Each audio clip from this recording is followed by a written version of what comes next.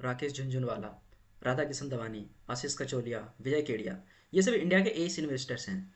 पर आप जानते हैं कि ये सभी इन्वेस्टर्स किसी भी स्टॉक में इन्वेस्ट करने से पहले स्टॉक के अंदर किन किन क्वालिटीज़ पर फोकस करते हैं?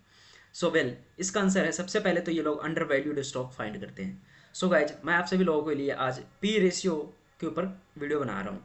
सो पी रेशियो का यूज करके आप एक अंडर वैल्यू स्टॉक फाइंड कर सकते हैं। सो आइए गाइज, देखते हैं सबसे पहले कि पी रेशियो क्या है, इसको यूज कैसे करते हैं, और इसको मैं लास्ट तक मैं कुछ सॉफ्टवेयर्स बताऊंगा जिसको यूज करके आप पी रेशियो किसी भी कंपनी का कंपेयर कर सकते हैं और देख सकते हैं। सो आइए लास्ट तक बने रहिए वीडियो में। सो आइए सबसे पहले देखते हैं कि पी रेशियो होता क्या है। सो पी रेशियो को जनरली बोलते हैं price to earning ratio. Earning ratio, okay. अब इसको निकालते कहते हैं कैसे हैं। इसको निकालने का तरीका है current price of share, current price of share upon में earning per share, earning per share. Suppose कि कोई कंपनी एक शेयर पे है, और मान लो किसी कंपनी, कोई एक कंपनी ए बी सी, जिसका भी प्राइस चल रहा है 1000 रुपीज़, 1000 रुपीज़, करेक्ट। और उसकी जो अर्निंग हो रही है टोटल ओवरऑल देखा जाए,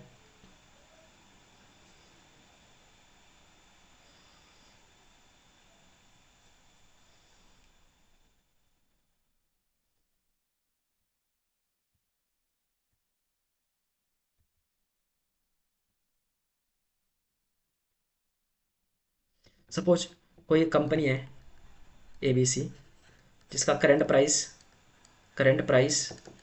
अभी मान लो 1000 रुपीज़ चल रहा है, 1000 रुपीज़ चल रहा है ना। लेकिन इसका अर्निंग पर शेयर, इसको ई पी एस भी बोलते हैं दोस्तों, ई पी एस।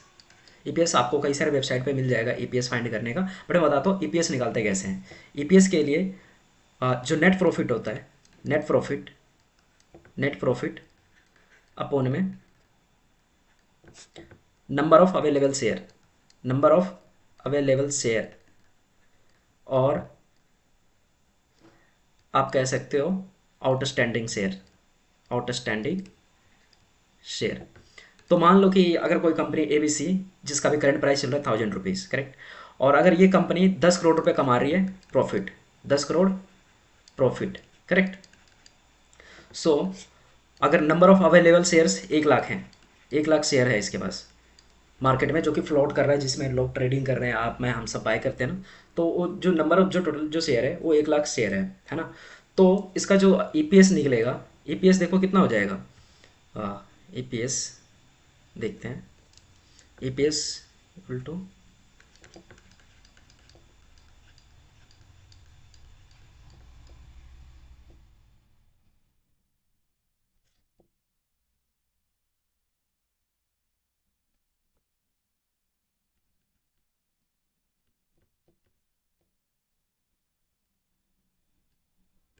ई पी एस इसका हो गया 100 रुपीज़।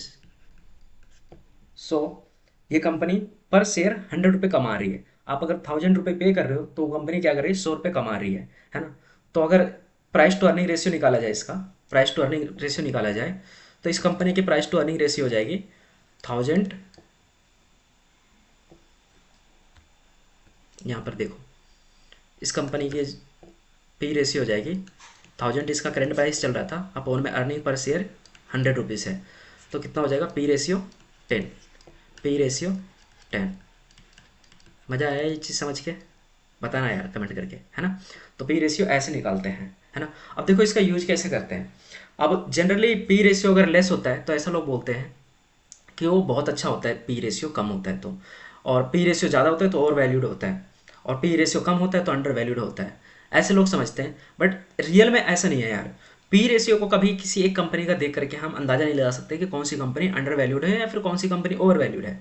हमेशा क्या होता है कि सेक्टर का पी रेशियो देखते हैं हम, है ना। जैसे अभी मैं आपको दिखाता हूँ, आइए अब देखते हैं कि कैसे हम पी रेशियो का यूज करके अंडर वैल्यू स्टॉक और ओवर वैल्यूड स्टॉक फाइंड करते हैं।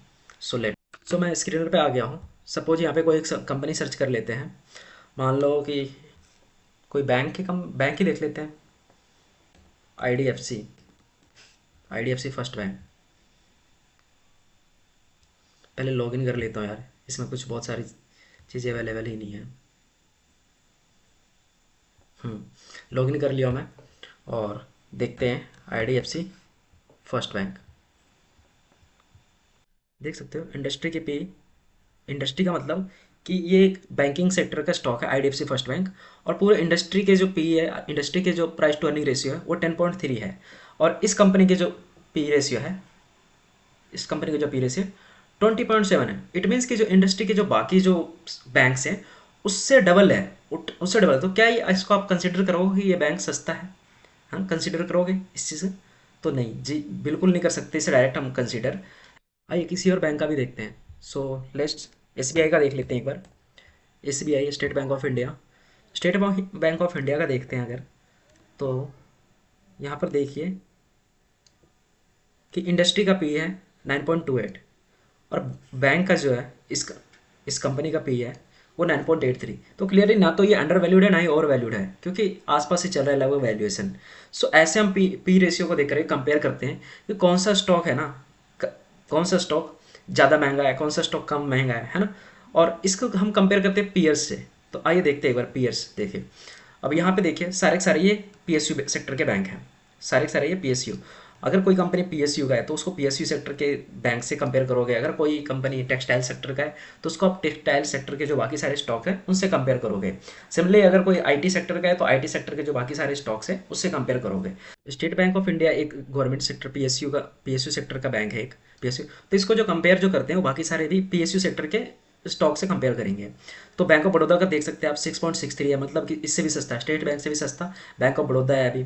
साथ ही साथ पंजाब नेशनल बैंक है, पंजाब नेशनल बैंक है। और भी जैसे कैनरा बैंक है, कैनरा बैंक भी काफ़ी सस्ता है। यूनियन बैंक सस्ता है, इंडियन बैंक सस्ता है ना।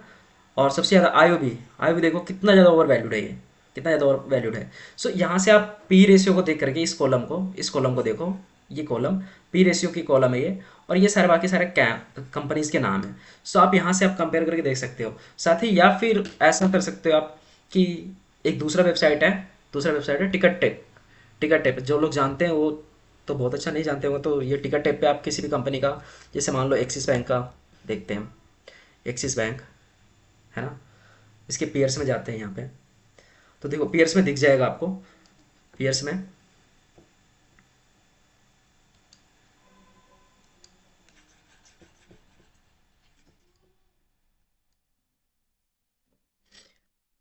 ये देखो पी रेशियो ये सब बताऊंगा मैं आगे। बट अभी पी रेशियो देखो, प्राइवेट सेक्टर में अगर देखा जाए तो सबसे कम पी रेशियो एक्सिस बैंक का ही है अभी, एक्सिस बैंक का है ना।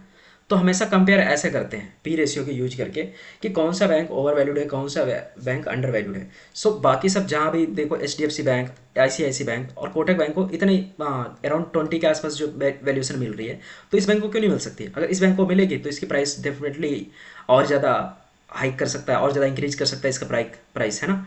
तो इसलिए हमेशा पी रेशियो का यूज करके अंडर वैल्यू स्टॉक फाइंड करते हैं। गाइस कुछ स्टॉक के पी रेशियो मिलेगा ही नहीं आपको, जैसे कि आपको मैं दिखाता हूँ पेटीएम